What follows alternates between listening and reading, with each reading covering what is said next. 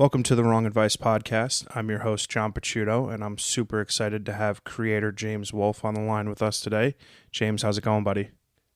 I'm good, John. How are you doing today? I'm doing really well, man. Really well. Super excited to have you on the line today. It's kind of funny how we know each other. Your cousin and I are really good friends. Did the Instagram game, came across your incredible artwork, and here we are today. So super glad to have you on the podcast.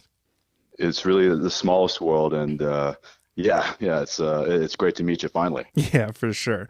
Let's get started on the creator artist world. Obviously, you and I are both quote unquote photographers, and I am quoting in air because the work that you produce, to say it is leaps and bounds ahead of anything that I've produced today would be an understatement. But get No, it's me not sense. get me inside your head a little bit. Where do you come up with your unique style? What inspires you? How did you get started? Let's kind of go from there. Well, life is kind of a weird trajectory for everybody, right? And I think art, when you really look at it through history, through time, it's always been, I think, humanity's way to connect with kind of a higher consciousness, kind of an elevated state of being. And, we've seen it in religious relics and, even today with music and photography and painting and in the last 100 years, it's really been our way to connect to a higher source. Hmm. And I kind of like with that catharsis comes with this settling with who you are and where you are in this kind of collective subconscious shadow. And I think when you start to become really mindful of where you are and kind of seeing that like, oh, I'm in this kind of purgatory, that's really where that juicy art comes from. So that's why I love that you put the quotes around photographer because I think, I write as well. I paint. Photography is one thing. And I think I told you, the label creator, I think, encapsulates a lot more of where my mind is because it's really this avenue for me to explore this kind of dark side Hmm. as a form of catharsis, kind of going from purgatory to kind of an enlightenment. So Absolutely. for me, the style, it's really just kind of exploring every nook and cranny of the dark caves of my mind. And it kind of always reveals a very different and weird thing. So I'm kind of glad I don't have a style, and maybe that is the style. I actually love that, because just from like a visual perspective, your work ranges from. It's obviously being an audio medium is not necessarily the best place to have a visual conversation, but your artwork is just so. Emphatic, so emotion gathering. It really just really it ranges in so many different levels that it's like kind of hard to pin down, and that's why I think I kind of agree with you from a creator perspective. What was the first thing that you picked up? You mentioned writing, photography, artist. What was kind of the first thing that kind of piqued your interest? I guess at a young age, or whenever in your 20s, whenever you started down this path. Well, I think it's so funny that we touch on this part because when I was a very little kid, I drew a lot, Really? and I think the modern societal constructs, at least in America, is like get into a good college, get a good job, right? It's Yep. very kind of plan B lifestyle, not this explore who you are, what you are, your connection to source, your connection to this planet, and really expounding on kind of natural gifts. So as soon as my parents realized that I was big and I was fast, they kind of pushed away this artistic side and pushed me into sports, Yeah. and that completely ended this whole artistic expression. So I ended up, I played lacrosse at Notre Dame, and I did that whole route. I had a nice finance job, but for a good 20 years, there was this kind of blockage, and it was kind of oozing into sports. I was a very poetic lacrosse player. I moved very well, and it was kind of that was like my outlet, my creative outlet, and my artistic outlet on a field, which Hmm. is I think a lot of athletes can kind of attest to. But in the I don't want to call it the misery, but in the lostness of my first year out of college in that corporate, job setting, I just didn't know what the hell was going on, but I didn't know where to go. There was just kind of like this purgatory. And, divine intervention, that was the year that Sandy hit New York and just like obliterated that whole South Side. And I also started dating this BFA student at NYU all within the week, and I got asked to be in a film. And this, like all three of those things happened this week that just completely catapulted my mind out of this kind of loopy, state of ignorance into like, oh, there's something more. There's something else here. Uh-huh. And that kind of began this spiraling up because that's kind of like the human essence is like, we run in these circles, but that circle is only like a direct loop if we stay on the same track that we're on. And the natural state of evolution, we see it in DNA, we see it in all forms of chemistry. It goes in spirals. And so that began this kind of elevated loop out of like a former, state of just blindness, in my opinion. And so I kind of like dove into acting a little bit in New Hmm. York, which was an interesting thing.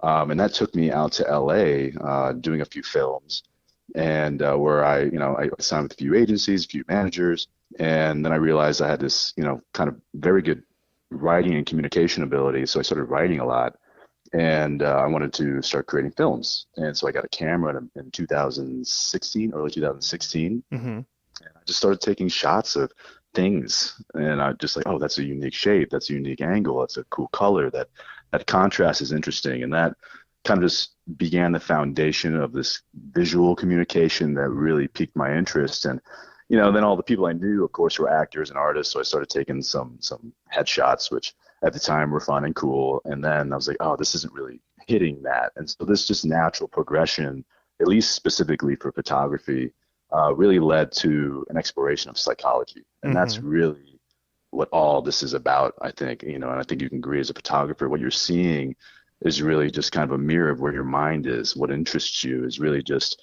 a giant billboard of where your mind and how your mind sees at that time.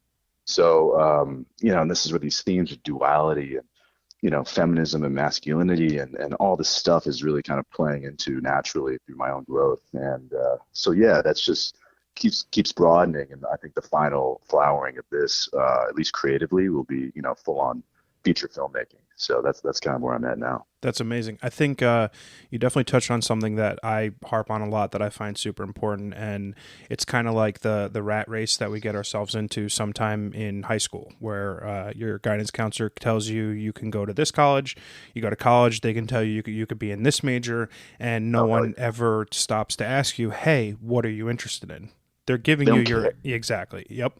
I think Yeah. that's super important because similarly, very much so in the last 4 or 5 years is when I've started really flexing my creative muscles that I didn't necessarily know were there because they were never touched or looked at growing They up. weren't, and no one encouraged you to look into it. Exactly. Right. Absolutely.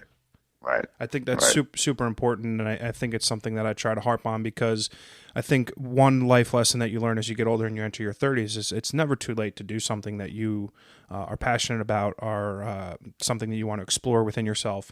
And I think, having another person who's, 30, 31 years old, talking about how they left the beaten path, so to speak, to go forged on their own is super, super important. Absolutely. From a photography perspective, talk to me about your process a little bit because obviously some of the most recent images you have are very honey oriented. But explain to me how you get whether it's a person or a place, a tree, whatever it is that you're focusing on for that particular shoot.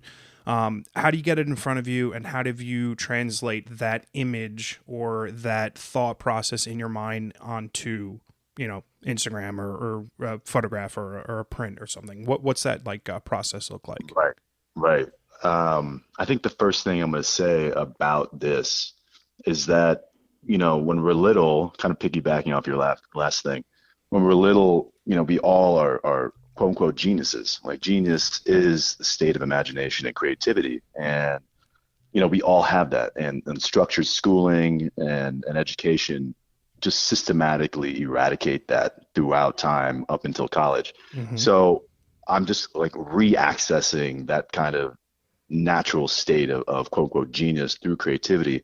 And I think that's almost the paradox of an artist is that we think that genius is something that we plan even throughout like each shoot, right? And Mm-hmm. I'm really settling in with this idea that these ideas just kind of spontaneously download. Like I don't really plan any of this stuff. Like I don't plan my shoots really. I don't really plan the editing process.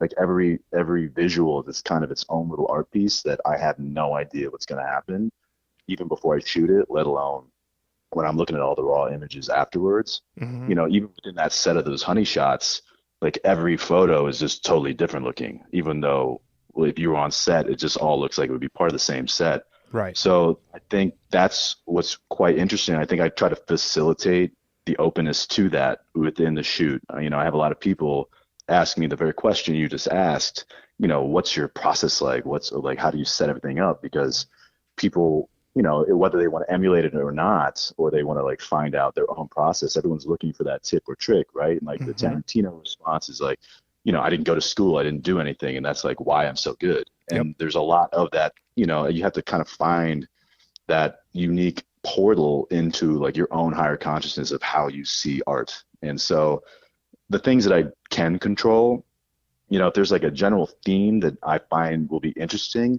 I tend to go for like what I think will be the darker stuff because I can pull so much out of that in different directions with editing and even themes within the shoot. So the honey, you know, a lot of people have done honey shoots, right? It's like very beautiful. It's very kind of like angelic, very feminine looking. And I Hmm. was like, okay, how can I look at this and just go like one, right? There's one way to do this. There's a second way to do this.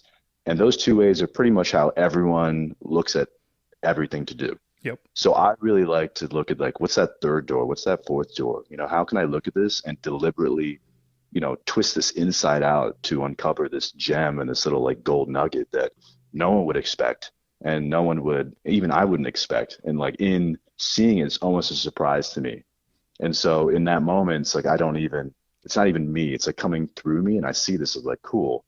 This wasn't even my thought. Like I did not even plan this. And this is looking like the most guttural, disturbing thing that I personally have seen in a minute. And it's coming out of my lens and out of my hands on this Photoshop program. Hmm. So I wish there was like an algorithm. I wish there was an equation that made sense, but it's really, I would say, like train your mind to think so oppositely of how like the collective thinks. Yep. And so yeah, and whether it's, you know, a voluptuous gal or a very fit skinny gal or this a man like a very masculine man that knows how to move with feminine grace or you know or a beautiful female that like really has this very masculine energy. I like these senses of duality. That's Hmm. that's the big theme in all everything that I write, everything that I produce with my camera, anything, you know, anything I do artistically or creatively. I love this sense of kind of the snake eating its tail in that sense of duality. How are you playing with this thing that everyone sees, but underneath that layer, it's really quite the opposite of what you'd expect.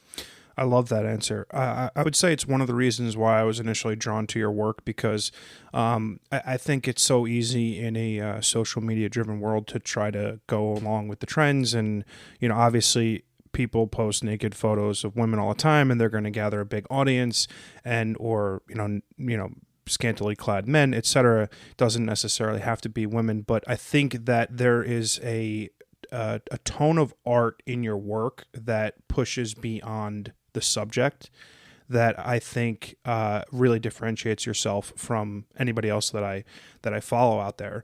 And the reason why I say that is because I think at times a lot of the own work that I produce is more standard, more black and white, more very cookie cutter. And you mentioned not necessarily having an idea of what you're going to do when you're going to do it, and I'm very much similar in that regard. But I think every time you consume someone else's work, like a little bit of it gets imprinted on you as an artist. Absolutely. Absolutely. So in that vein, what photographers or artists have influenced you or your personal style? Because I do look at your work as one of one, incredibly unique. Thank you. I appreciate that. I do. The process where either where you've started or you currently are, or maybe you're kind of transcending from, I was very much there for the very, the bulk of my time behind the camera, right? I was, dealing with headshots and I got into fashion a little bit. It was very um, other oriented. Mm-hmm. It was very much like, oh, I'm capturing this person.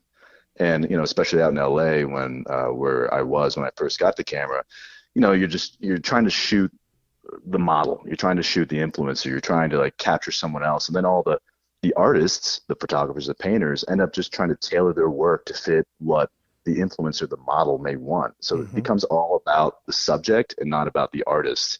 And when you look at art throughout time and history, it's really been about the artist. And so my stuff went from pretty black and white to, if you look at my stuff, there's really not a lot of faces in it in a Hmm. lot of the recent photos, except for the one that I posted today, of course.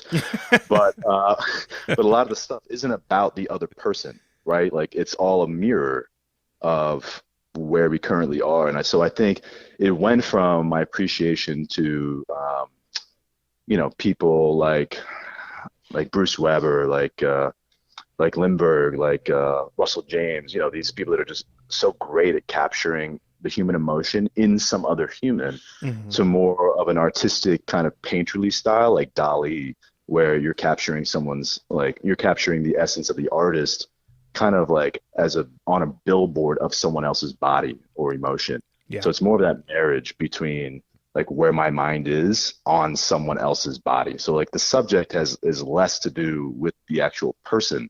And sometimes I wonder like, do people even want to shoot with me?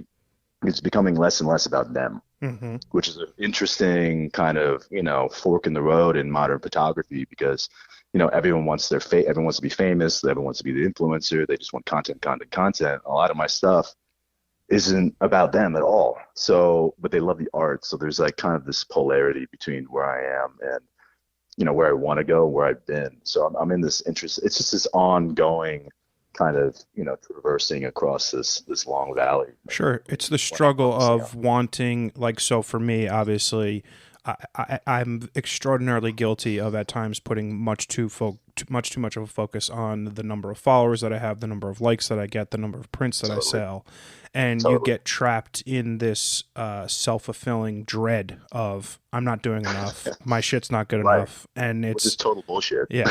It I know it really takes a while is. to learn that though. You got to Yeah. break the Yeah. social media stranglehold that it has on us because it's an unfortunate truth that there are some modeling agencies that won't work with you if you don't have X number of followers, and there's some brands who won't let you shoot for them if you don't have X number of followers, Right. and that's just lame, but that's a topic for a whole nother I know you could talk about that for hours. You really hours could. You really could. completely.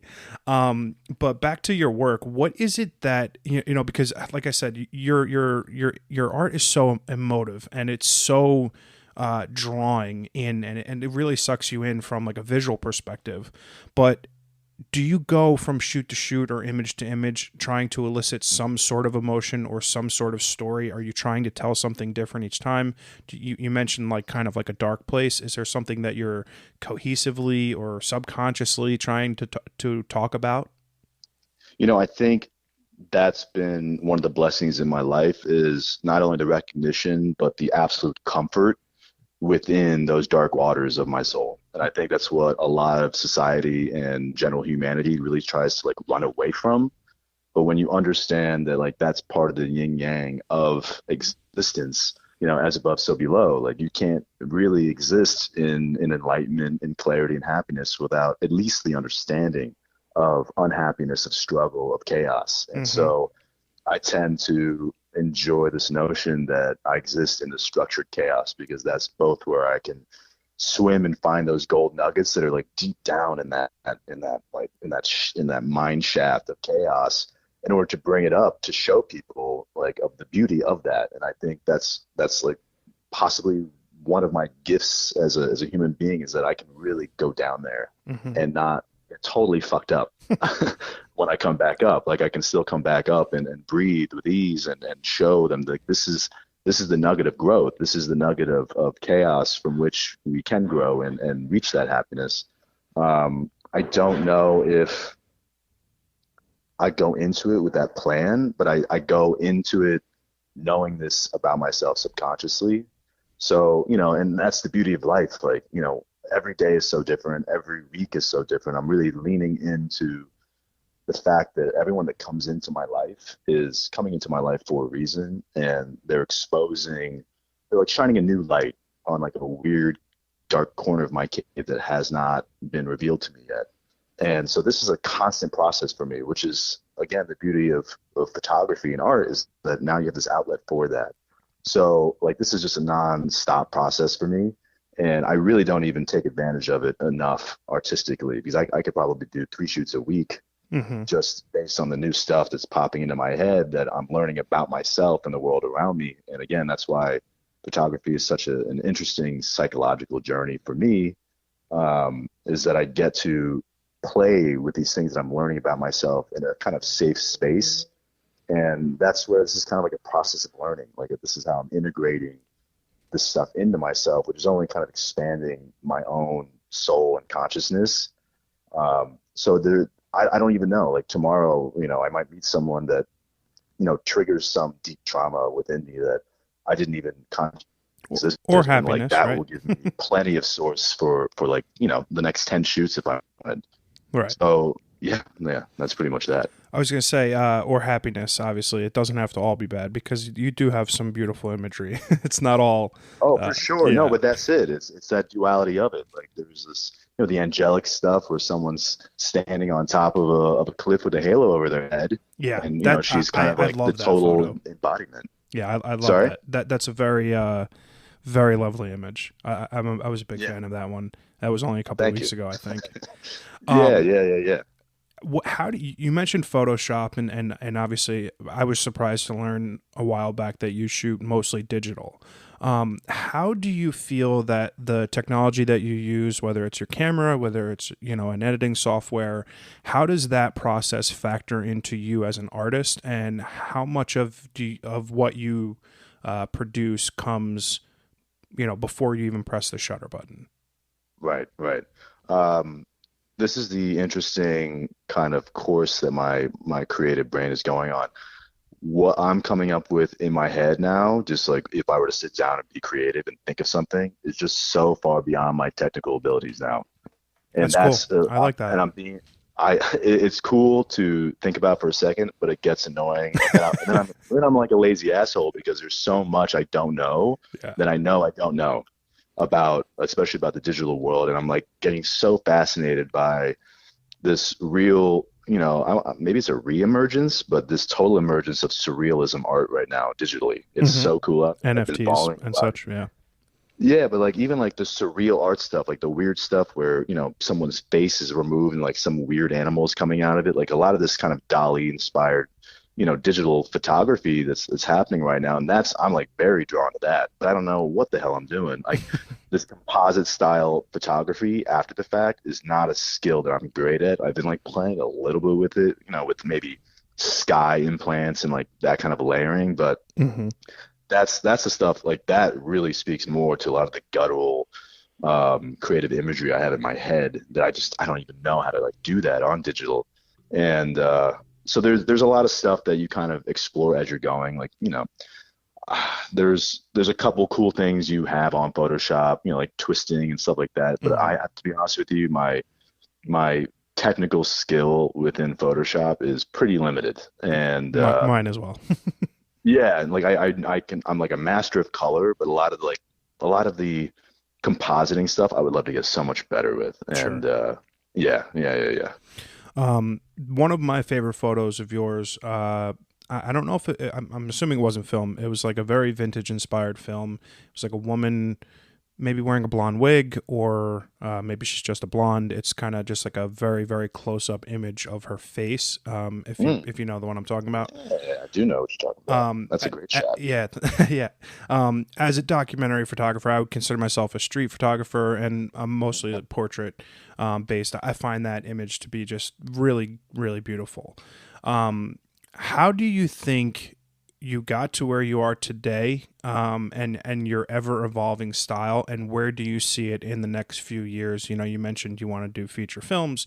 What does the progression going from James Wolfe on April 7th to, Right. James Wolfe in 2025? Well, to give you a little background on that shot, that was Halloween 2016, Oh, wow. end of 2016. It was my friend Jess's Halloween party in downtown LA. I had pretty much just gotten the camera, and it was a very cool dress up theme Halloween party.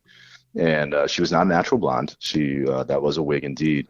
And this was when I didn't know anything about. I didn't know what ISO was. Like I really didn't know anything about anything. So I had I had ISO at such a high number to combat the darkness that it Hmm. just already had this kind of grainy feel to it. I've never shot film before in my life. Oh, really? So like none of the photo and but I was gifted this beautiful M4, this black vintage M4 Oh, by a good friend of my amazing. friend that I it's just sitting on one of my counters over here, and just not being used. And I feel bad because I just know I'm way more drawn to that kind of visual tonality of Hmm. film than I am to digital. And obviously, as you've seen, I kind of edit a lot of my stuff to kind of fit that look sometimes. Yeah. And I just know that like the second I actually start using this film camera, like my mind will completely change about using digital. So Yeah. when that day comes, it'll be fun. I, So anyway, yeah. to answer your question a little bit more, um, the next I'm so inspired by like the guttural stories of like, and I love witnessing people notice their own like hellish state, like their sense of purgatory, and kind of elevating into this place of catharsis, which I've kind of already brought up a few times. So I'm a total storyteller, and I have a lot of really interesting stories in my mind. I've already, written a couple scripts, and there's one in pre-production right now that I'm really getting off the ground with my partner, and like that's where it's going. Like, and you kind of can see the progression, in photography to film. Like, I want every scene to be its own beautiful film in itself, with every shot being Hmm. its own beautiful visual. So it And really its will own just story. naturally. Exactly, exactly. And so that's where that's going next for me. But I think there's like, there's this hobby element of photography that will never go away. Hmm. Yeah, I like that. I do shoot mostly film. I have a Leica M6. I have a Hasselblad 500 CM. Yeah, If I could economically shoot film all the time, I would. It's obviously super expensive, and sometimes when you're working with an influencer or a brand, they want the digital anyway. But totally. I think if you load up a roll of Portra in your M4, you'll catch the bug Oh, pretty quickly. I would have a hell of a time, John. I know I would. That's the thing.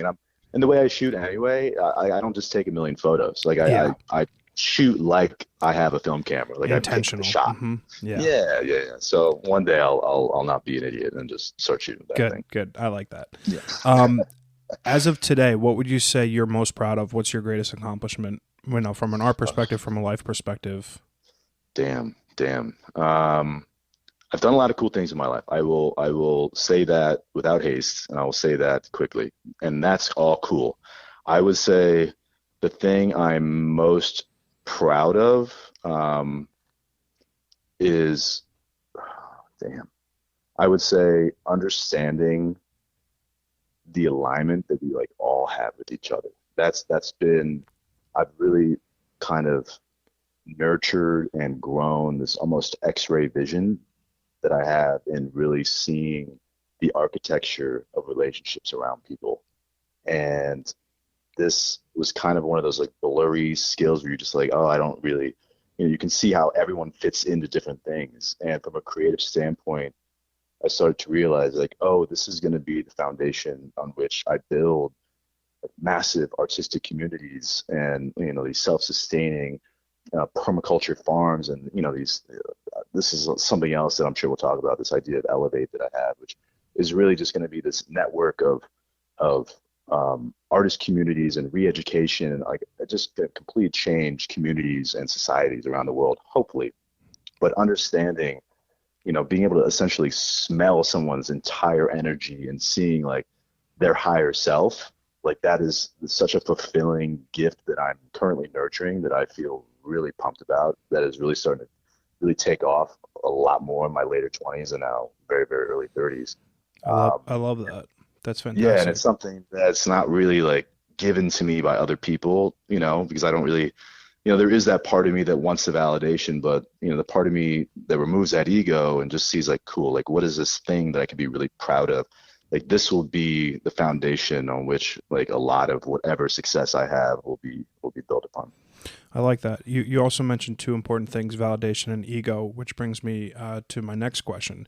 Um, I consider myself a photographer and as an artist. I struggle a lot with confidence in my work. I struggle with being able to upload an image or a photo or something that I've done and not be worried about the perception of it, whether it's well received or not. What would you say gives you confidence in your work, in your writing? What makes James Wolfe James Wolfe? Oof. Just the unadulterated sense of self, like it is our duty on this planet during this life to be like wholly you. Like your individual style is something that nobody else can possibly tap into. Like that is the hidden ironic beauty of the individual that plays into the collective growth that the collective somehow doesn't really want you to know, right? Like we live in a society of like factory working, right? Very post Prussian industrialist style society, right? Everyone goes to school learning the same thing. We just talked about a little bit before. You're grooming, we're grooming our kids to basically detach from their individuality. But it's that very sense of individuality that's gonna really do what we all want to express ourselves in such a beautiful way to help grow this collective in a way of actual compassion and actual, evolution.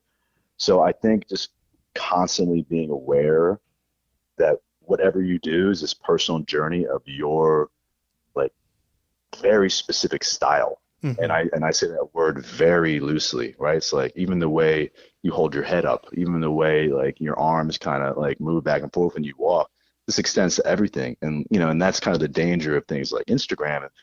Again, another thing we kind of talked about that we could talk about for another hour and a half Hmm. is that photographers are all trying to like kind of copy each other so that we can hit up the model or hit up the influencer to show them something that they'll be like, cool, yeah, I like this because it looks a lot like what I already have. So now Yeah. all these artists are grooming themselves to essentially all look like sheep together. Yep.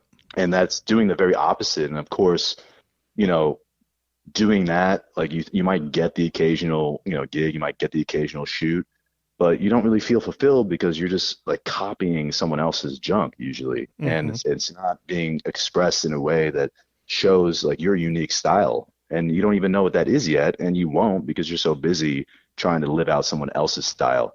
Yeah. So I think like that confidence and the ego, it just you almost have to like kind of fake it till you make it, Hmm. and your own style will just naturally emerge as you sit with the fact that you are different. Hmm. So yeah, I would It's say uh it's it's a very digital it's a digital form of keeping up with the Joneses.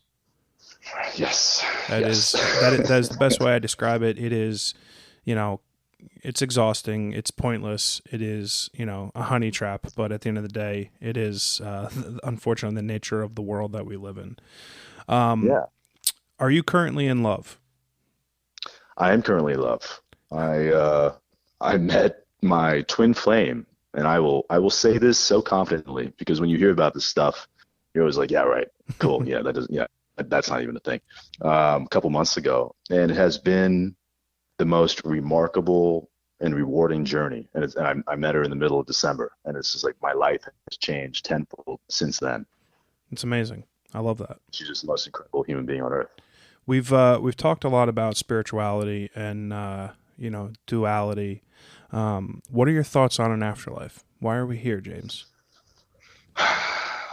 I don't believe in anything. I don't believe in the idea of afterlife. I Hmm. think that life as we know it is actually death, and that it is the journey of remembering our souls. And that is why we're in this life, is to come into contact with these people that bring about these sources of opposition or these triggering things that help us become mindful of our shadow states and help us, become aware of these and kind of elevate above them.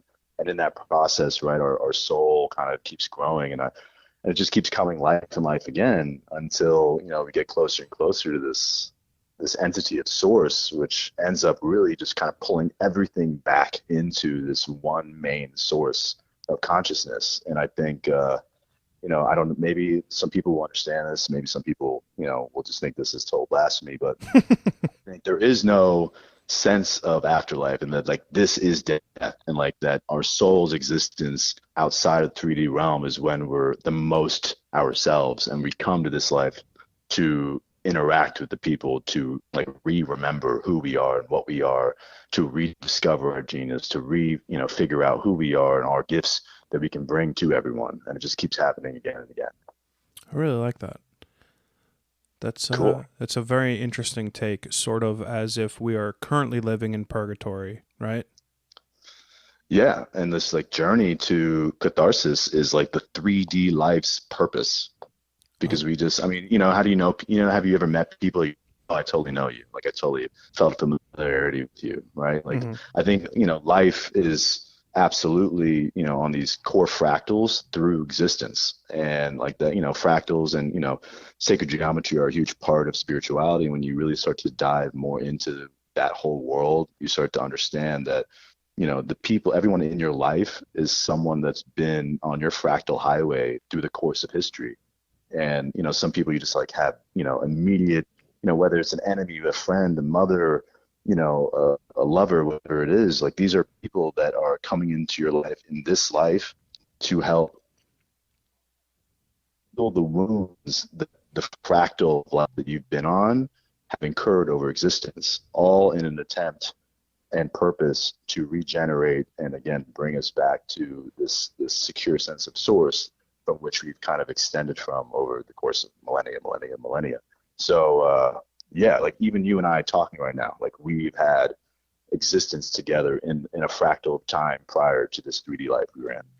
I like Everyone that. we meet, I think that's a super important thing that's given me a lot of solace and given me a lot of confidence through life, is that everyone we meet is here for a reason to help us grow, just as we are in their life to help them grow. And I think when you start to open your eyes to that, you start to see the alignment. Like everything starts to flow a lot more. And like people, like even it's easier to see this concept when things are good. Oh, But I sure. think it's when things are bad, when like this is like that's when it's the most important to keep this concept in mind, because this is a triggering thing to kind of like latch open the wound that you have, so you can be so mindful of it to, again, instead of being that predictive loop that you're on, to start to spiral up and be mindful and aware of that and to heal yourself. So yeah, I mean, we could again talk for hours on the subject too. I certainly agree wholeheartedly in a lot of what you had to say, because I do believe, and it's a lot easier, to, like you said, to believe those things when you are in a good place, in a good mental health headspace, when you are in a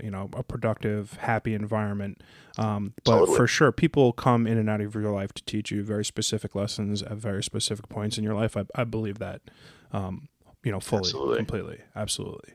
I Yeah. feel like for the most of your life, you had a very linear, progression. You went to a good high school, you went to a good college, you got a good job out of college. If I'm a 20-something-year-old person listening to this podcast right now, and I'm about to be an investment banker, or I'm about to be going into med school, and I really want to be a painter or a writer or whatever, what a piece of advice do you give them to kind of take two steps back and start self-actualizing what it is that they're actually wanting to do with their life, and maybe just the smallest piece of advice for them to kind of do that? Oh wow. I'll give you a kind of a two in one. My piece of advice 1A is that nothing I can say should change your life. Nothing I wrote, right? Like, don't really Fair, listen to anything fair. I say and make it you. Do as I Um, don't do as I say, do as I do. right. With that in mind, I would say, we all are just hardwired to know the truth of everything about us, and that's something I've been really learning. I spent my 20s explicitly experiencing so many weird freaking things in life because of the linear trajectory I'd been on for the first 21 years of my life, right? I Hmm. didn't even like know who I was. And that manifested in so many weird things. And I didn't know who I was. I was living out the expectation that was set for me. And it became so prominent that they became my own expectation. And that's what you see a lot of people do. Like, how many people are going to go work in finance? Like, Too is too many. everybody what? Like that's such a clear sign that like, of just brainwashing at an early age, in my opinion. Yeah. And I was a total, I don't want to say a victim of it, but I wasn't awake enough to realize at the time that that was not for me. But I was miserable with it. So there was that disconnect, but not enough to think that I had to change anything yet. Um, what I would say is really lean into your gut. Like this thing doesn't lie. Hmm. This thing knows. This thing has, the blood memory that's in our bodies knows so much more than anything that we think we know in this life.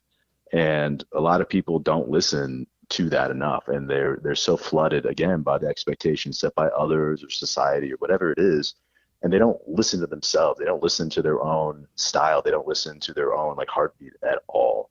And I think, obviously there are circumstances in life that, you may not be able to run away from, like financially. I get it. Hmm. I've been there. I've been poor as hell. I've had a lot of money.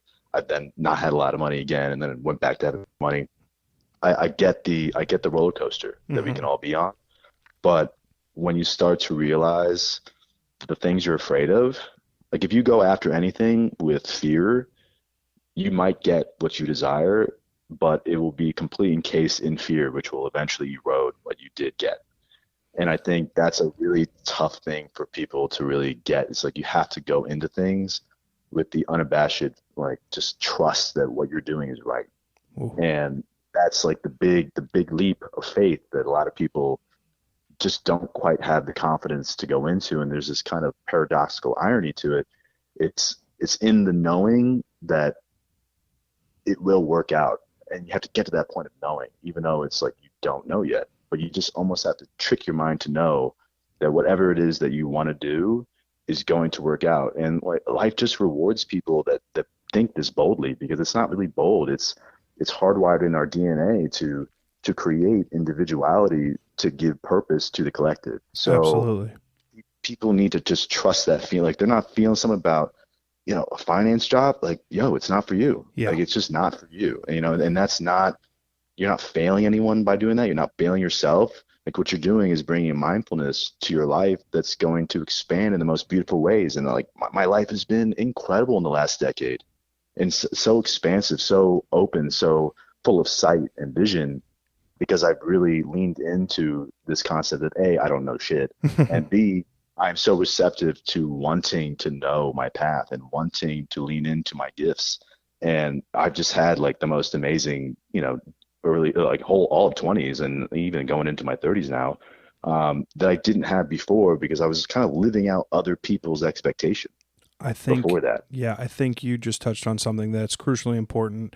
That a lot of people need to understand that you don't have to live anybody else's expected life for yourself other than you. No, And we're no. so ingrained at such a young age to follow a certain path, to get a certain job, that we don't ask ourselves the important questions. And I'm guilty of that myself. I mean, 6 or 7 years ago, I started writing online. I wrote for places like Elite Daily, and did some stuff with That's Cosmo cool. magazine. And like, I did all these really cool things, but I never followed up on it. I caught a lot of flack from my friends, like, "Oh, dude, you played football in high school. Why are you writing about relationships and love and shit? Like you're, and then you get the imposter syndrome. And then it was the same Right. thing when I picked up a camera. You're not a photographer. What are you doing taking pictures? Who do you think you are? But I think, and additionally with this podcast, but I think as you get older, the more things you do and the more things you try, you find those special feelings that you get from doing something that you're not going to get from going to work 9 to 5 every day. And the same Hell yeah. feeling I get when I take a beautiful picture with my camera is the feeling I get when I have these types of conversations on my podcast. And I think what you just said is crucially important, and people need to take a second and sit back and realize that their life is up for them to live, and they can do what they want with it. And it's their duty and I say more their opportunity to do that. Hmm. They're doing themselves and the world an injustice by sticking to something that isn't for them. I completely agree. You mentioned fear. What's your biggest fear?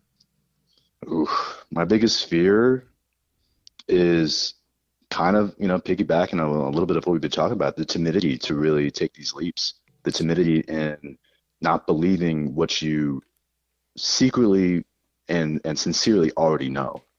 You know what Hmm. I mean? It's being guided by this kind of social current that is not meant for you to really figure out who you are. And I spent more than half my life living that way. Of course, most of that early part of that first half, I was too young to really know anything. Sure. But yeah, but that contrast to when you release yourself from timidity, it's like it's unreal. Like the things that open up for you, the people you meet, the connections you make, the opportunities you get. I think like my biggest fear is not ever fully trusting my inherent knowledge that we all have. Mm-hmm. It's like, again, this life we live is about remembering that. It's about remembering that we already freaking know everything we need to know. Yeah. You know what I mean? We already, like, this is all about getting these experiences to help us remember that.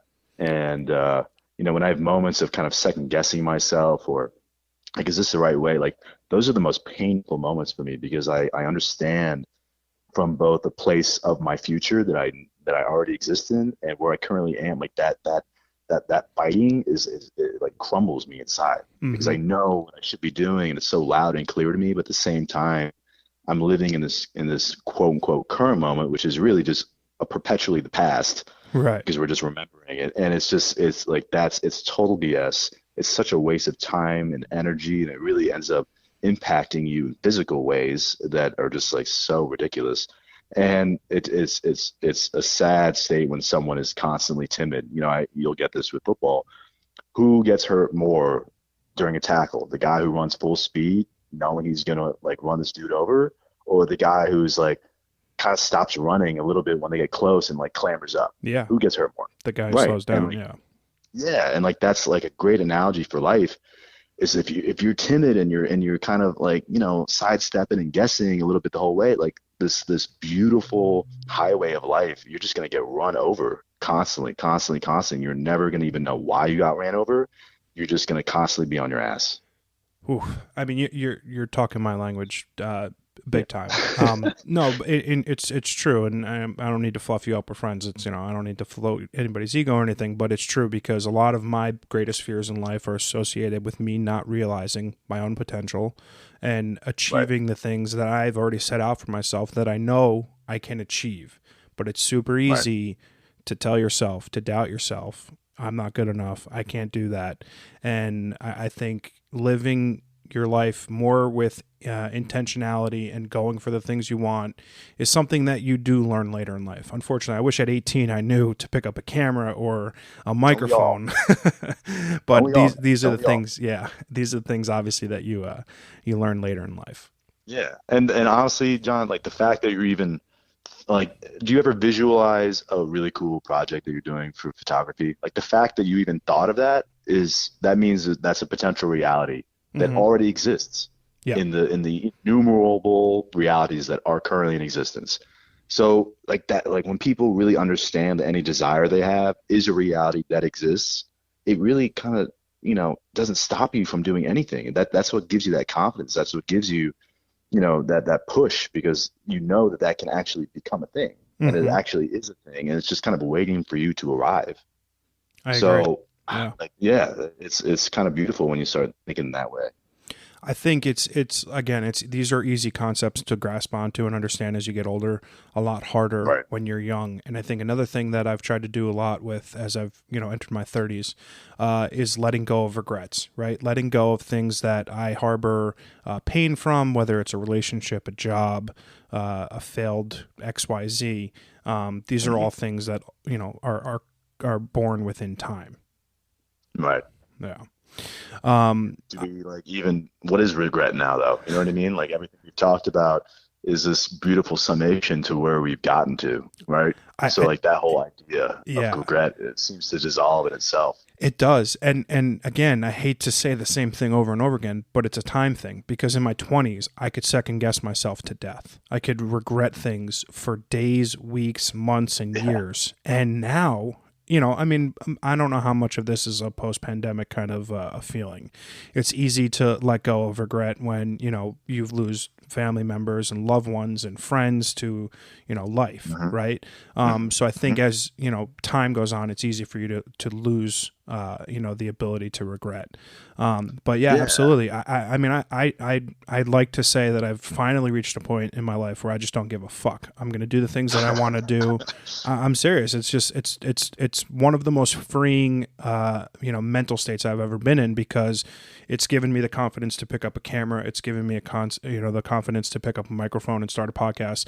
And And look what you're doing, man. You're taking exactly. great photos and you got a cool podcast. Like, Thank you. this is you're doing what you need to be doing, and it's fun and it's rewarding, and you're being rewarded for it. I appreciate that for sure. Yeah. What is your biggest piece of advice for someone that's hearing you talk for the first time on this podcast right now? Just anything. It could be literally anything, but what would be like one thing that you could go back and tell 20-year-old James, something that you would wish you knew? Damn. You know, I've talked to a lot of people about this, and I had a meditation session late last summer where I found myself sitting next to like 5-year-old James, and all I want, he was just looking up at me, Wow. and like you could tell he's just yearning for comfort, yearning for stability, yearning for this, like what I felt to be an understanding of the future. And all I wanted to do was literally tell him all the things that I could tell you right now about what I would tell all these people out there. Mm-hmm. And what I will say is that what I ended up doing was just giving him a hug and letting him know that he is safe and that he's heard and that he's recognized. And I think when people feel that way about themselves, the possibilities of their success and their growth and their sense of self are just utterly endless. So I think the biggest thing that I've been telling myself, and that a lot of themes in my life have been pushing for me to do more of, is self-recognition. Hmm. Understand who you are. Understand like the boundless potential of what you are, and understand like what a boss every one of you is, because that's your individual contribution to this life is going to help everybody, and you need to be so self-recognizing to understand your value in that. And I think like that would probably be the biggest one that I'm currently going through right now. That's really become my theme. It's self-recognition. You gotta like believe in yourself. Like that's been a big theme of this whole chat. Yeah. Believe in yourself. I Know mean, your worth. Know your value. that And I is think that's something that everybody needs to know. that is very beautifully put. And I couldn't possibly agree with you anymore. I like to finish up every episode of my podcast asking two questions. You can kind of take your time on this one. The first one is, are you happy? Mm. Yes, I am happy. I am Good. very happy. Good. I'm glad to hear Yeah. it. My second question is, what is one recommendation for anybody who's listening to you today? It could be a book, could be a movie, could be a podcast, TV show, whatever, something you've recently consumed, an artist, a gallery, literally anything. What's one thing that you'd like to recommend to the people listening today that they go out and check out? I'll give you two. Great. I'll give you a cool documentary and a book. Documentary that my beautiful girlfriend recommended. We actually watched it together. She was inspired by it, and it spoke so openly Ooh. to how we both view this connection. James, I'm losing you a little bit there, buddy. Oh, did you lose me? Yeah, I got you now. Go ahead. I lost you after Beautiful Girlfriend. Oh, the theme of this documentary about Hilma af Klint, who was this amazing artist, this Swedish artist, and she was essentially able to channel source messages through the process of artistic exploration. And I think like that, the whole, beginning of this conversation, how we were talking about how creation of art is essentially our navigation into catharsis and connection to our higher self or higher consciousness. It's a super awesome documentary. It's called Beyond the Visible, and I think every artist should watch it. And it just really speaks to the connection that we have with art and how you can really utilize this to better ourselves and figure out like what our contribution to the world can be. in a very subconscious, even like quantum field way. Well, So that documentary absolutely should watch. And then a really cool book that I come back to every couple of years that I was introduced to a few years ago. It's written by Richard Rudd. It's called Gene Keys, and kind of like DNA gene keys, hmm but it's based on the ancient I Ching, and it's become my philosophical slash psychological Bible. And it just goes through all 64 hexagrams of like the archetypes of humanity through the shadow states, the gifts, and the cities and the enlightenments. And it's just such a beautiful way to really fully grasp like the entire human condition and how to navigate through the shadows of each of these archetypes that we all exist hmm. in, and to kind of like elevate ourselves to exist within our individual gifts of what we can do for ourselves and the world around us. And it's so poetically written. It's written in the exact same way that I like to write and I like to, read and see things. And everyone I've recommended this to has found profound wisdom in it, and it's definitely something that I think everyone should read. Well, I'll definitely be adding that to my Amazon cart Oh, as soon oh as we get off the line. yeah. My recommendation will also be a book, Just Kids by Patti Smith. I don't know if you've read it. I stumbled across this book because I recently, or not so recently, watched the Mapplethorpe documentary on HBO. And I'm not sure if you had an opportunity to see that. I was just recommended to read this book too, my friend. Oh, So I guess I okay. have to. Big This is big about time her recommend. relationship with Mapplethorpe, right? Yeah. It's a beautiful Yeah. book. Patti Smith. I would say it takes a certain mood for me to want to consume her music. I think it's got days, right? Some days it really hits, and some days it's just Totally. like not my cup of tea. The Totally. book is beautiful. The documentary Mapplethorpe was also beautiful. And obviously in the vein of art and how he looked at his own promise as a producer of art and photography. It's nice to see how two individuals who were as poor could be, in a city that was not very kind to young, poor, different people, really overcame a lot of challenges in life to be, two tremendously successful human beings, and not even just financially, just who they are as people. And Right. Patti Smith is a fucking amazing human being. Period. And I think you Yeah. should read the book. You should definitely watch the documentary, and that'll be my recommendation for today. Done and done. I Um, love that. Dude, that was a tremendous hour. I'm definitely looking forward to having you on the pod again. I think we can probably go for a few hours Oh, hell yeah. anytime. We can next time. Whatever you want to do. I'm so down to talk about all this stuff. Absolutely. I really appreciate it.